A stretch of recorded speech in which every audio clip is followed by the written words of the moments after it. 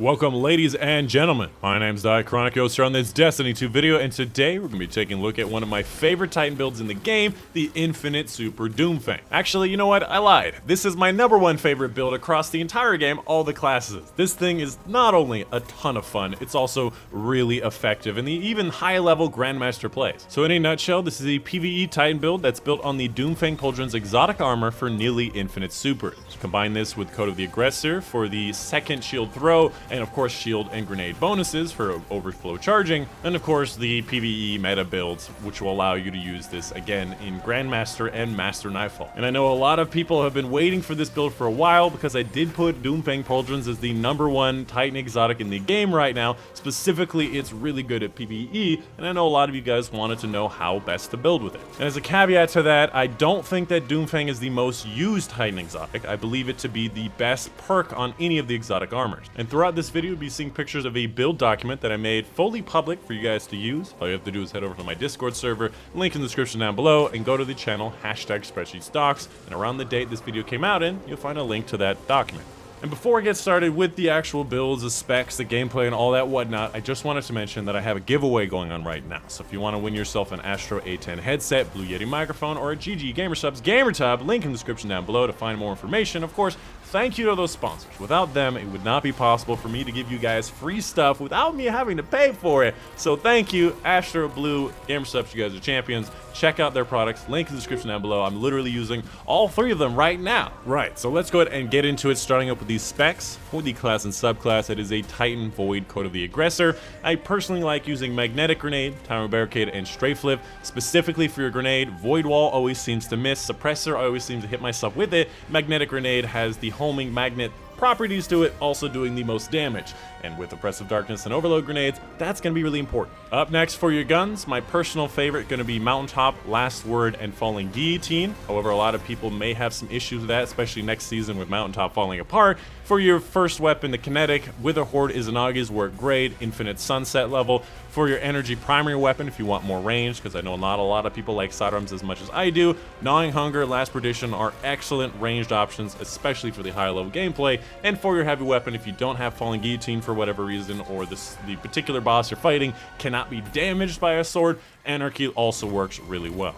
Up next, let's talk about the armor, oftentimes the most sophisticated and important part of any build. This gives you all of your special abilities, bonuses, scavengers, and just the good stuff that makes you even better than you are. In a nutshell, the armor is focused around super, grenade, recovery, grenade launcher, and sidearms. Specifically for the weapons, obviously switch those out for whatever weapons you're currently using. Keeping in mind that sidearm mods are often way cheaper than the other mods. So you're gonna have to do some, fuddling around to get things to fit. I personally have found a way to fit in 10 out of 10 on all 5 of these armor pieces, which always gives me a smile because it's so rare. I'm not gonna go over every single piece of this build, I'm just gonna be picking out the different highlights.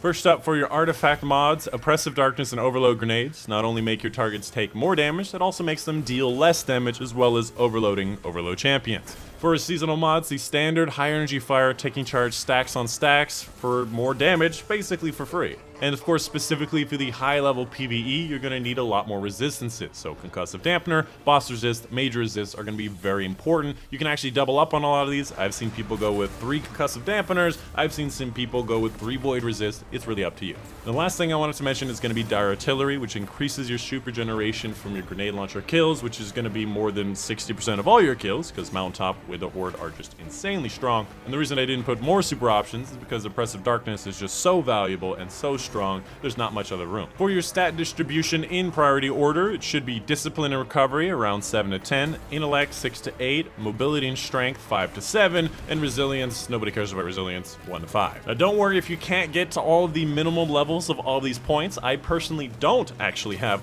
the minimum level in all of these points. This is just my current recommendation and distribution based on what I understand.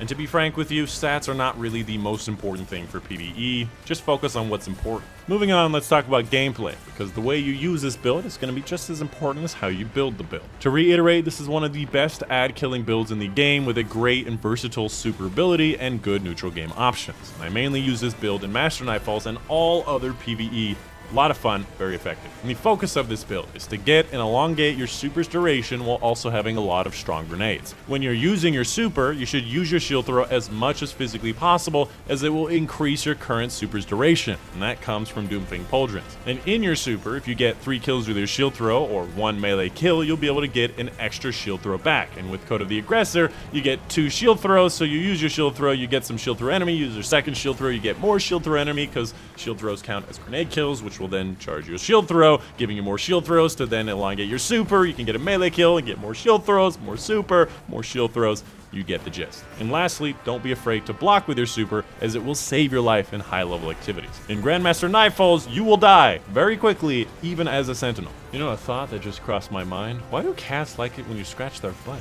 You can scratch the, you know, their torso and they don't stick that in the air. You scratch their butt and they're like, oh yeah.